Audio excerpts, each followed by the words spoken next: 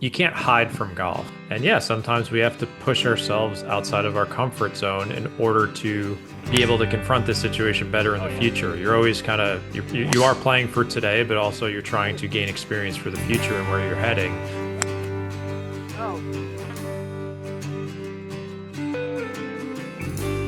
Oh, look how beautiful that is. It's like a foot and a half breaker right in the middle. Hey everyone, just want to say that if you don't know Jon Sherman, please go give him a follow. Check out his podcast, The Sweet Spot, his book, The Four Foundations of Golf. It's one of my favorites, and I love his content. I think it's been super impactful for my game. So very thankful for his time. I'm going to allow him to introduce himself. Please check him out, and I hope you enjoy the video. Yeah, I think a lot of this stuff we talk about here will be kind of lessons I try and teach in the book. I kind of fancy myself as a player coach. I'm here to help you with Mhm. playing skills, managing your expectations, picking better targets, practicing more effectively, mental game stuff. And, as a golfer myself, someone who competes a lot, kind of was lost for a long time, eventually got the scratch and plus and played some fairly decent tournament golf as a mid-am. I'm just trying to share all this stuff. So whether it's my book, I have the YouTube channel now and our podcast, The Sweet Spot. Um, I'm not a swing instructor. I'm a golfer, and I'm trying to coach people from that perspective. So with that, let's see what you did. So the first hole is a 370 yard par four. It Yep. has a lake on the left and then Yep. trees on the right. And So I so have it pulled up, and I use Shot Pattern as well, which is a great nice. app. I'll give a plug to. I've got the free version of shot Yeah. pattern. So maybe you have a better Eric's a one. friend, and he built the app kind of based on the book and Mark Brody's stuff and Decades. So Nice. great stuff. But yeah, I'm looking at it. Just I watched the video beforehand. You look like a pretty athletic guy. Obviously, I'm not a swing instructor, but I know things about the swing. I just think like overall, like my eyeball test was that I think physically you have potential. With your move and the way you're hitting the ball, looked pretty good to me. Driver distance is about what do you say? What's a typical drive for you if things go okay, not great? 250 to Okay. 275. Like Okay. I think a few of these I caught today were Yeah. on the longer side, like 290, a couple 290 Yeah, it shots, looked like but you caught a few nicely. yeah. So yeah, and this hole I look at like, for your typical driver distance, looks fine to me. There's Hmm. almost 70 yards between that junk on the left, kind Yeah. of outlined by where the cart path starts, all the way to like the opening in the trees. So I'm okay with driver here. I think that was the right play. Totally fine with me. Looks like you hit a good one. Kind of called for a certain shape, but I'm just always going to try to hit my default like slight fade. But we got lucky and hit a good one. Yeah, I'm not, and in general, like I think you know this at this point, but I'm not a big fan of trying to shape it to Yeah. how the whole looks or feels. I think that's a thing that the upper echelon of players, and when I say that, I'm talking like, Xander Schauffele is a guy who can shape it both Yeah. ways, and he won major championships doing that. I think for most of us, even like the top amateur golfers, you don't really need to fit in a shot shape to a hole. I think it Hmm. does more harm than good. So those are kind of my basic thoughts there. Sorry. You hit a good one here, and then approach shot. What's your thought process with like green and pin and all that stuff? Like, what are you thinking here? Yeah, it's a great question. So the first thing is I have had a little bit of issues with my wedges. So it's Hmm. all about just kind of making sure that I'm a little bit smoother and a little more committed to the shot I'm going to Okay. make and taking a little bit of a fuller wedge. In this case, it was like a gap wedge, which can Yep. go about 120 yards, but the pin was like around like 110. And so Okay. just a smooth gap wedge and thought is middle of the green. If it goes left or right, we should have some safety, but Yep.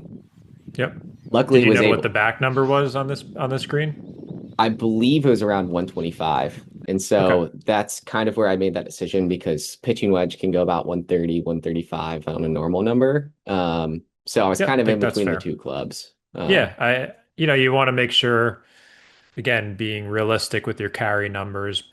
but obviously the cardinal sin for most players is they leave the ball short.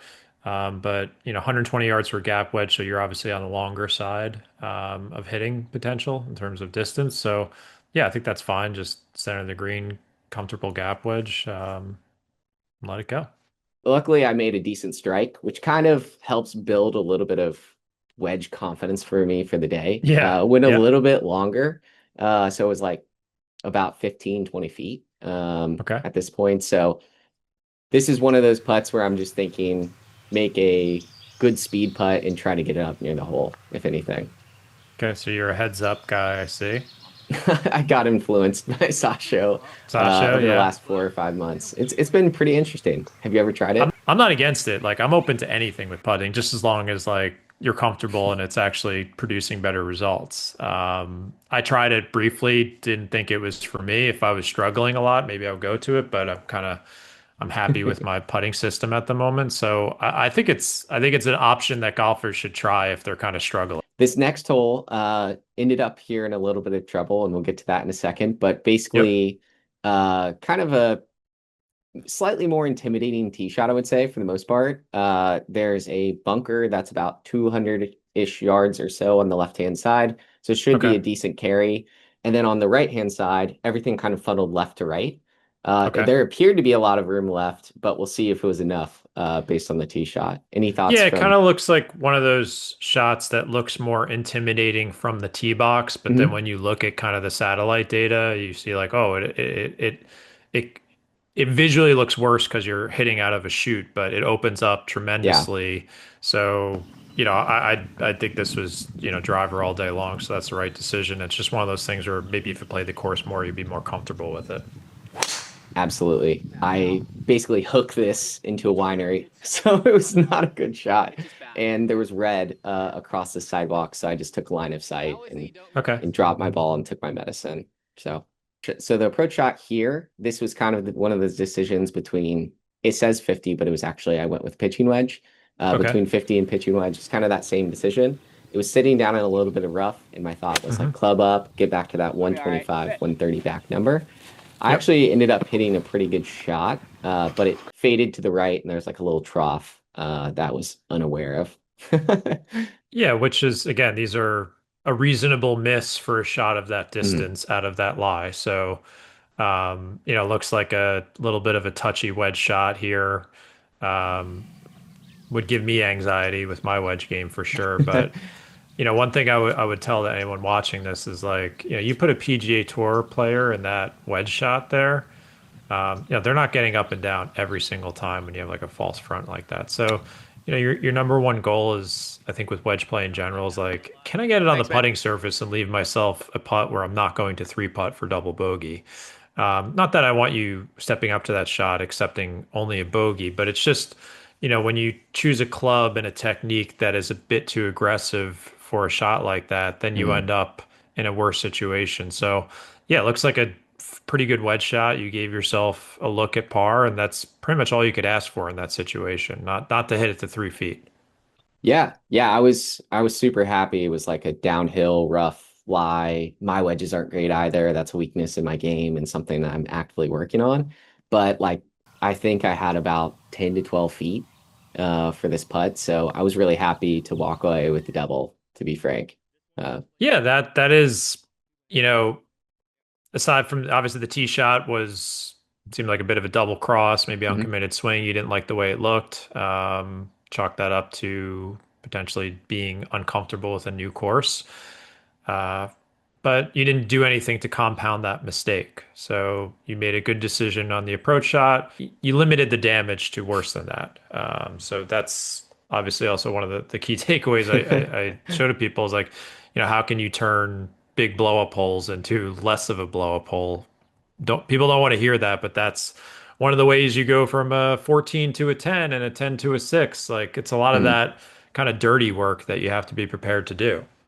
Absolutely. And I'm happy anytime I don't double chip into those critical situations. So Me too. yeah. My chipping has been a very sore spot for me the last few years. So getting on the putting surface, I hang my hat on hitting a ton of greens, but when I miss them, I'm fairly conservative with my decision making as well. And I think a lot of players need to err on that side, unless they are a wedge savant, of course. I wish I had a 10% of what Sevi or the good Yeah, wedge players have. it'd be nice. Um, Awesome. So the third hole, this is classic Jon Sherman principles. It's basically a 175-ish yard pin. Yep. So 8 iron is not going to get there. Yep. 7 iron might be too much. And so the decision for me was like, I would rather not be in those front bunkers. I would rather be on the back of the green where it just looks like fringe and normal, slight light rough. And if I hit 8 or 9 out of my 10 normal shots, they're probably going to end up in the middle of the green. But this one I actually hit pretty hard and good, and it went to the Yeah, it back. had a nice sound to it when I watched the video, which you know what? That's unless there was like OB back there or something crazy, totally fine with that result. I'd rather be over there than in those bunkers. Yeah, and at this period of time, I was kind of struggling with my bunker game, so it was also like a Yeah, reasonable you've left expectation. yourself a pretty straightforward wedge shot here. Listen, that was a good wedge shot. You know, evaluating that hole, you didn't make a bad strategic decision. You hit the ball too well, which is probably a 15-20% chance outcome Mhm. uh, for your skill level. You hit a good wedge shot, got it inside of 10 feet, gave yourself a look. It didn't go in. I'd call that a good bogey. This next hole is kind of a classic bait Yeah, you let me. into like maybe you should hit driver or something further, but everything Yeah, I narrows don't. and I'm looking at it on my app. I mean, it looks like on that left side, you're going to have to mm, carry the ball probably 275 just to don't be have kind of that. safe. And yeah, unless you were someone who was going to carry it 275 8 out of 10 times, which is a very small subset of golfers, Mm. I'd be looking at about a probably a 200 to 210 yard type shot, just to avoid going through that trouble on the right, it looks like. Yeah, yeah, totally agree. And I actually just hit the exact same club with from the par three. So a 7 iron, expecting to give myself like 125 to Yeah. 115 yards. Yeah, it looks like it's a bit downhill, so you're Mhm. clubbing down a bit. Yep, totally fine decision. I mean, hitting driver there, especially with those trees in front of you, is just a non-starter. Absolutely. And so this is kind of probably where I made a John Sherman mistake because it's a front-ish pin, and I took Hmm. more of the middle number, which was Okay. about like 95, 100.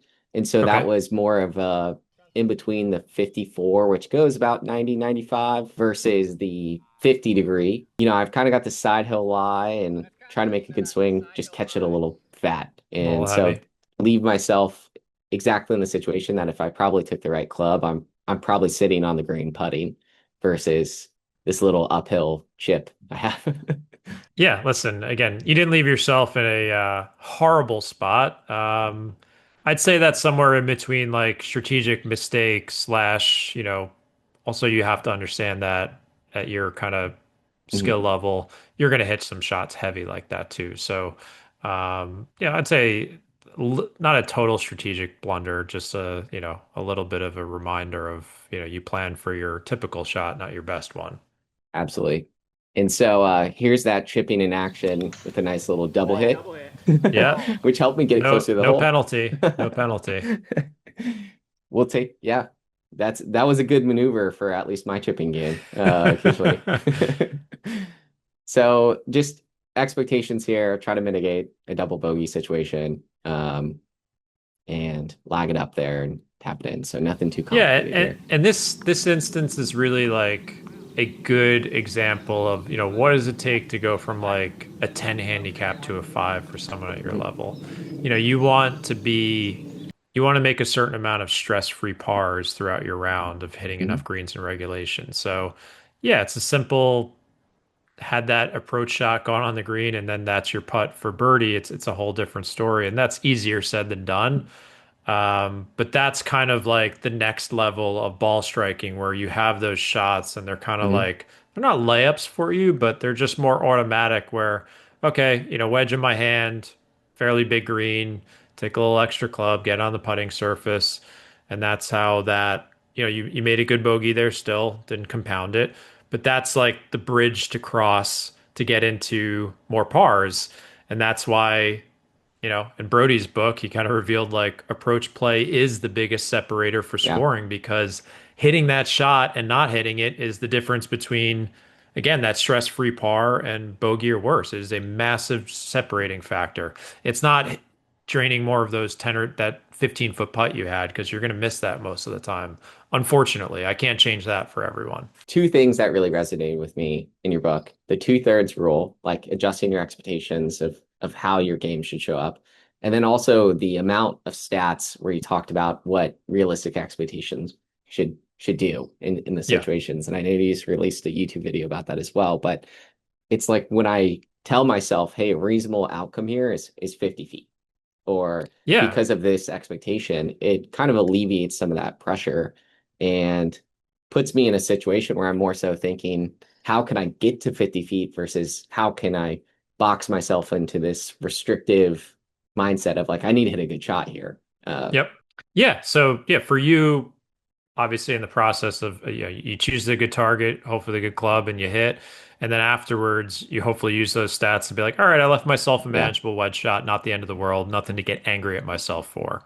And you hopefully try and make par. If you make bogey, you move on to the next one. You say, listen, I did not shoot myself in the foot there. Nothing you could have done differently aside maybe choose a little bit more club, but that could be a little Monday morning quarterbacking there. There's plenty of that going on in the sports world and in my own Of golf course. game, so I understand. The next hole is this almost reachable par five. Yep. Um, Yeah, it driver in all day here, I think. No Yeah, problem. driver all day, kind of can hit it to the right hand side, and this is where maybe the decision making goes awry.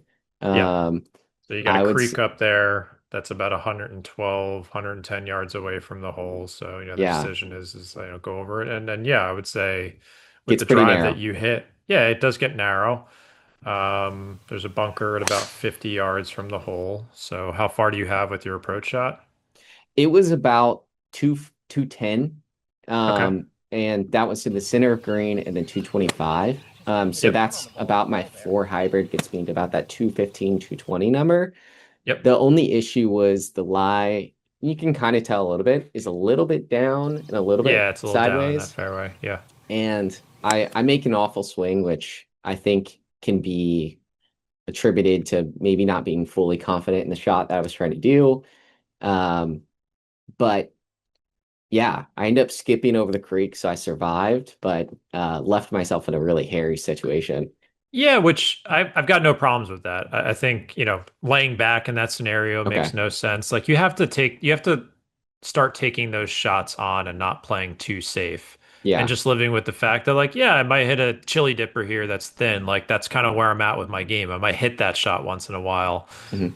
But in order to progress to the next level, as I stated earlier in the video, like par fives need to become a scoring advantage for you. So I don't want you to play them too conservatively either. Mhm. You obviously can drive the ball well, and you want to take advantage of that. So I don't have any problems with the decision you made. It's just, the execution was part of your range of outcomes. Yeah, I love that. And I feel like my mindset when I make those mistakes is become more conservative. But if I see a pattern maybe with my hybrids, which they've been a little crappy the last few months, then maybe that's what I need to address versus Yeah, well, that's something you have changing to my work on. strategy. But Yeah. yeah, I don't think I'm not. I had a chapter in my book said that avoidance is not a great strategy. So, Hmm.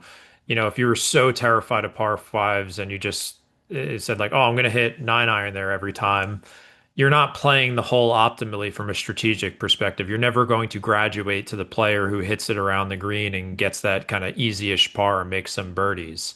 That's what you're Hmm. looking to do is hit that. You want to hit that hybrid okay, so that it's somewhere in like, let's say a 30 Hmm. yard circle of the green. You can get the ball on the green and two putt. Um, Making that, kind of like again that stress-free routine par. And to do that, yeah, you're gonna have to take those shots on and get comfortable with that hybrid if in fact you do want to graduate to that next level. Yeah, I mean that's my goal for this year is to put 10 to a 5.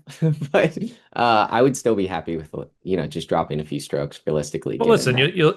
you'll see Yeah. what happens, but in order to do that, yes, you are going to, if you're hitting a 270, 280 yard drive, like you've got to take advantage of that, or at least learn to start taking advantage of that. So Yeah. take the shot on. So no problems there by me. And you have to live with it. Yeah, sometimes you're going to screw it up and put yourself in a bad situation. Well, I will say the remainder of the hole I played conservatively. So I took a reasonable shot out, given how bad my lie I was out of the Yep. creek, left myself a reasonable little pitch, hit like a bump 9 iron, and then ended up luckily making the putt and just trying to lag it down. But Oh, look how beautiful that is. It's like a foot and a half breaker right in the middle. But yeah, I think the hardest thing to do is kind of transition between like stepping on the gas and pumping the brakes. mhm. So like on the approach shot, yeah, in a term that most people would understand, like you're kind of stepping on the gas a bit and trying to get it up near the green.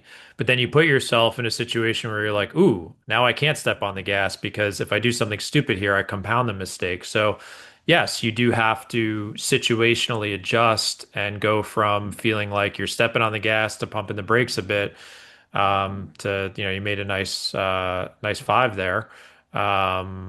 But you don't want to make seven either. The next hole was just a pretty simple par four, kind of just Yep. hit it out of bunker and was luckily able to hit a pretty good drive kind of up the hill and Yep. avoided the bunker. Yeah, Um, center line bunkers, you just aim right at them. that's That pretty that's much where that's I'm the at. Yeah. that's what you have to do. Like you can't choose one side or the other. You just go right at them. And catch this wedge on this uphill lie a little thin, but it actually ends up Okay. being a great result. And Nice. so have about 12 feet for birdie. So we'll take a GUR or a green in regulation any day of the week. Uh, You just keep stacking up those GURs and that's the key to get to that five handicap. yeah, I will tell you the two best rounds of my life. All I was obsessing about was how many greens in regulation I could hit. So, I mean, I always tell people like you want to become the best version of yourself, you mhm. obsess with what you can do to hit more greens in regulation. And that's a combination of obviously being good off the tee and approach play, but strategically as well and where you're spending your practice time. Like that is the path to your lowest scores. And so this par five ended up hitting another good drive. It's a longer par five, hit one of my longer drives of the day, 293 with a little bit Yep. downslope. So, Which means I would tell you, you have huge upside potential because you do hit the ball far. So it's a matter of like, yeah, you seem to you have the distance, you have the swing speed, and you obviously can drive it well. Now it's a matter of like cleaning up these ground contact and strike issues with your approach clubs. yeah, Easier and easier said than done, but that's like yeah, you want to get down to a five, like that's going to move you there the most. that's fair. And funny enough, this is exactly the same situation I faced a few holes ago where I've got Yep. 215-ish. I'm Okay. asking my buddy, okay, I've looked at Arcos. Okay, where's kind of the bailout? And I made a decision that the bailout was kind of right, but obviously didn't anticipate. Basically, I'm aimed at the center of the green. I Yeah. flare it very right under a tree and into the rough. So kind of left myself in a non-ideal situation. And but this is what you talked about. It's like I have to face those fears head on. Like Yeah, you have to face yeah. those fears. Like one version of you could hit pitching wedge there and then hit another wedge onto the green. Mhm. And will you make more fives? I'm not so sure, because you'd probably make a lot of bogeys that way as well. Or you could say to yourself, like, I'm a work in progress here. Like, I want to take these shots on and get better at them. Like, that's the path I would prefer for the golfer who is, again, very committed to getting better. So in this situation, I'm kind of in some crabgrass, trying to not get bit by a snake over here. So I Yeah. kind of tried. I'm about 40-ish yards. I tried to hit like a little pitch with a pitching wedge, but end hmm up catching it way too clean. Hit it over the green and into the bunker. Any thoughts in terms of my approach? So, Yeah, I mean, when you're in those recovery situations, you kind of assess what's in front of you, like where's the big trouble? Like worst thing there is probably going long into the bunker. So you say like, can I choose the shot that like, all right, if it just scoots out 20 yards short of the green, like don't kill myself there. yeah. So you're trying to like in those situations, like, yeah, I want you to think more conservatively and risk averse and say like, what's the club and the shot intention that could screw up the least because you are in a very defensive situation there. You're under a tree, you got a bad lie, you don't want to get bit by a poisonous snake. So that's where like that these are the moments where like rounds like the balance of your score hangs in the balance. And that doesn't mean you're always going to get it right. It's just you have to do the hard thing, which is weigh those decisions in the moment, and that takes time and experience. So don't beat yourself up for that if you make those mistakes. Like you're still kind of learning how to deal with those situations. Absolutely. And I think I avoided the venomous snake, but I found a different kind of snake in the bunker across the Yeah. green here. So Yeah. I Hey, ended up, listen, it happens. It yeah. happens. So I ended up hitting it well over the green. So now I'm in a situation where I'm basically back to that 20-yard scenario, like leaving yourself in between the green and the bunker itself. And so now I've got this kind of downhill 20-yard pitch that I have to hit to the Yep. green and hit a decent shot. So I'm okay with the result, especially with a little bit of back and forth running that I had to do between all these shots here. I've done it myself. Yeah, I mean, this is one of those things where you say to yourself, why did I make a seven on this hole? And it was a execution. So there's Hmm.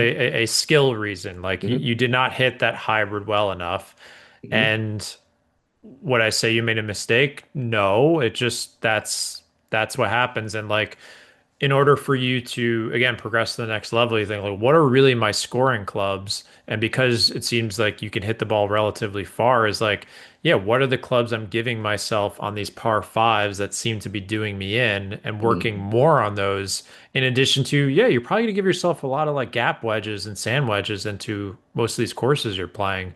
So a lot of Yeah. your attention might need to be spent in those two kind of distance buckets. Not that I would need you to become a absolute, hitting lasers with the hybrid, but can you hit a few more online to keep it around the green so that you're not in the bushes getting bitten by a snake and you just got a chip shot? That's the difference. Yeah. But no problems with what you did. I mean, I have no problems with what you did strategically on going for it. Yeah, I love that. And I think I played the front tee challenge for the first time because I realized how often I have this 80 to 115-yard wedge distance. Yep. And I got destroyed. And I never played it before. Like I'd hit great drives all day. And I've kind of realized that two gaps, like near the top end where that par five scoring comes in, it's like Yep. I'm not extremely comfortable from 6 iron to four hybrid or whatever it may be, but also that 50 yards to 100 yards is kind of a black box performance at times as well. Yeah, for those like, the players who are playing at the highest level that get down to scratch level, like they eat that stuff alive. Yeah, Most of the players, I play with in my own game, like you give us, 70 to 120 yard shot, like licking their chops, like definitely going to get this on the putting surface or near it, and feeling good about moving the ball up to the green as near as possible with yeah, those approach clubs. Not hitting the green all the time from 220, but just getting it around there. But absolutely. the good news is like you could put the work in there, and your job is to feel more comfortable on the course. I feel proud of the way I rebounded on this next hole because it was a very long par three, about 200 Yeah, tough yards, shot here. adjusted Yeah. like 10 yards down, it's like 195-ish. And that's kind of like a 6 iron distance for me comfortably, that Okay. 195. And bunker left, lake right, lesser of Yeah. evils left, and Correct. left side of the green, and just committed to it. Yep. Made a good swing. So had a good outcome here with like 30, 40 foot putt for the second Yeah. I shot. mean, that's shot like that, hole like that. You're like, okay, here's a glimpse into my potential, maybe. Hmm. I can hit that longer iron, make a good strategic decision and stick with it. Like, some people it's like, oh, you just hit it to 40 feet. Like that's a tough shot. Um, you're on the putting surface, therefore you've already given yourself a much better chance to make par here, which is the name of the game for the next level. Hmm. So I'd be looking back at this hole and being like, yeah, as you said, like very proud of yourself and kind of remembering it and internalizing it. Well, I heard Tommy Fleetwood say this once in an interview. Like ever since he was a kid with his dad, he'd break down his top three moments from the round, and it's like you Yeah, also kind of have to celebrate your success. Like you said earlier, absolutely. most of us don't have unlimited time to practice and play, and we're very thankful and grateful when that does happen. But um, you got to celebrate what went well too. You can't just destroy yourself and take away the Yeah, enjoyment from the the game. to me the whole point of reviewing your rounds is to do two things. Is one Hmm. to ask questions and not beat yourself up and hopefully find some information that you could use on the course or off the course with your practice. And secondly, to kind of relive some really fun things. And like, there's a beautiful golf course. I was actually jealous watching this because I haven't played in 3 months. I'm stuck in the winter here. And I'm like, oh, there's a nice vineyard in the background. I'm like, this is nice. So, Yeah. you also want to think about like the nice day you had with your friends and some of the good shots you hit. Like, that, don't go overboard with the analysis. Hmm. Like, also remember that I'm choosing to like relive some good moments and a fun time with my buddies. Being from the Midwest originally and spending the last eight years here in the San Diego area, I'm very thankful for all the nice weather we've Yeah, had you because guys can I'm play used to year the snow. round. Yeah. So this is the last hole here. Actually, my buddy and I were kind of discussing prior to the shot Yeah. itself for nine. It doesn't make sense to hit driver here because it does get a little bit narrower despite kind of what the satellite overlay shows. There's like more scruff and rough here on this left-hand side than it maybe shows. But Yeah, but but I that was fairway is quite wide. yes, I was all in on driver. So Yeah, that is 100%. I mean, that fairway is close to 50 yards wide over there. yeah. That's definitely a driver. So ended up hitting a good driver and left myself with about 145 yards to the green. Yeah, I And mean, just remember anyone watching this, like it might feel nice to pick three wood or hybrid off the tee, mhm, but you've already guaranteed that you're going to be 30, 40 yards away on the next shot no matter what. mhm. So it's not like you've avoided the difficulty of the hole or made it easier. You've made it harder already because we don't know if you're going to hit the fairway or not. So a lot of people like feel warm and fuzzy inside picking the shorter club. And it's just a really poor strategic decision because, this hole is quite wide and there's no reason not to hit driver here. If you can't hit driver, then what club would you hit? It's such a wide hole. Yeah, to be fair and frank here, the next shot was, about That's a tough 145 one. Yeah. yards, You got water and you got left. bunkers right, water Yeah, left, a that's a little, tough finishing hole approach shot. yeah, a little bit of wind here, and this might fall into the execution error strategy Yeah, because I was kind of aimed more towards the right side given what which was is going fine. on, Yep. Yep. Lesser and of two evils. didn't even think about the water actually at this point, but pulled the ball pretty aggressively to the left and ended up in the water, which happens. Yeah, I mean, th those are the shots where you're just like, golf happened, right? What could you have? I always ask myself, could I have done anything differently? Mhm. And the answer here is no, you could not have done any. I mean, if you hit three more balls, you wouldn't have pulled some of them, but you don't get three or four chances. So, Yeah. if you're telling me you didn't step up to that shot terrified of the water, or maybe you were aimed too close to it, Mhm. but yeah, that is again an outcome that you need to accept at your skill level and just about any skill level. So, tough hole, tough shot. Yeah, yeah, and absolutely. I don't think in hindsight I would have aimed 20 yards right of the green. Like I No, think it was again, you can't play it so safe that yeah. you're like almost playing it to land into that bunker because then it becomes even more suboptimal. Absolutely. So take a drop, red stakes and hit a decent chip shot that just kind of stopped a little shorter than anticipated and kind of left myself after the lag with kind of a knee knocker. So I was very happy to basically just commit to this one and roll it in and I think I ended up with like a 44 on this side of the nine and for the first time I played it with a few I would say execution mistakes that left me in a really bad spot. I was happy with it, so nothing too crazy from Yeah, my end. nothing like stuck out like a sore thumb to me. Hmm. So it seems like you're grasping a lot of the strategic stuff, but you're still like you're in a spot with your game where you need to get more comfortable on the golf course. You need to get more comfortable with scoring expectations, Hmm. and obviously upgrade your physical ball striking skills. So some players I look at and I say like, oh, there's a huge playing skill deficit there. Hmm. And other players, I'm like, nope, they're understanding that. It's just, the knowledge is getting there, but the experience and the physical skills are kind of the Hmm. thing that this player needs to be focusing on. So, yeah, I mean, I think your upside is really high with how far you hit the ball, and you seem like a good driver of the ball. And if you can clean up some of those approach shots, like I could tell you, like your scores would drop pretty quickly, but that's easier said than done. Like that's a fairly big bridge to cross. Yeah. But I could just see from this round, like that could have easily been like a 38 or 39 Hmm. with, better par five performance and some of those approach shots, which again, people always say, oh, it's about wedge play and putting. And it's like, the data is very clear on it. And I see it over and over and over in my own game and the plenty of other players I've played with over the years in tournaments. They're really good at advancing the ball off the tee, keeping it in play and hitting a lot of greens in regulation. Like that's the basic rubric of getting really good at this game, and it's hard to do. And Yeah. hopefully you have fun in that process and solving that puzzle. For me, it's like my dad doesn't live here locally. He still lives in the Midwest. My parents both live in the Midwest, but he's coming out to golf with me, and that's great quality time that we can spend Yeah, it's together. And incredible. I Yeah. love just tinkering with this game. So it's super fun. And this creative outlet, I never ever expected to be talking to you, John. So really thankful for your time and your patience and additional time as well, given that this was meant to be 30 minutes. But No, it's all good. I love what you're doing. Keep it up. Um, I think you have a really good view of the game and what you want out of it right now.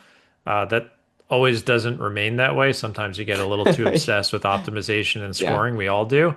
But it's always having that balance of, again, this is a creative outlet, a fun game for Mhm. you. And there's nothing wrong with wanting to optimize it and getting better as well. So just kind of thinking about that balance and reflecting on it. But I think you're definitely headed in the right direction, and I think you've got a lot of potential. I appreciate that. And I think, some of the stuff that you said today really stuck out to me. Like, hey, just because we're not executing how we want doesn't mean we should change our core strategy all the time.